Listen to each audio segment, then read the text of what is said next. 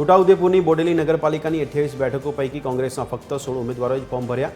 કોંગ્રેસ માટે ઉમેદવાર ન મળતા કોંગ્રેસ પ્રમુખ શશી રાઠવાએ વોર્ડ નંબર 7માં ઉમેદવારી નોંધાવી હતી, જ્યારે વોર્ડ નંબર 7માં ફક્ત 3 ઉમેદવારોએ કોંગ્રેસમાંથી ઉમેદવારી નોંધાવી.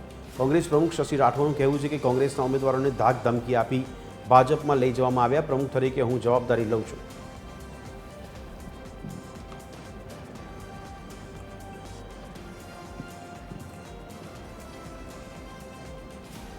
બેદરકારી ના કહી શકો, પણ હા, હું પ્રમુખ તરીકે ચોક્કસ માનીશ અને જવાબદારી લઈશ કે થોડો સંકલનનો અભાવ રહ્યો. આપ જોવો છો એમ અમારા લીડર્સ છે, અમારા બોડેલી નગરના છે, મોનાબેન છે, અમજદભાઈ છે, માનવદેવી સેલના અને ઘણા બધા આગેવાનો છે અમારા. એમને સખત દિવસ રાત મહેનત કરીને પણ તો પ્રયાસ કર્યો કે દરેક વોર્ડમાં ઉમેદવાર ઉતારે, પણ હું થોડો વ્યસ્ત હોવાના કારણે તાલુકા જિલ્લાની બી જિમ્મેદારી તો હું એ એમના પર હું ખુદ સ્વીકારું છું કે મારી થોડી એ રહી.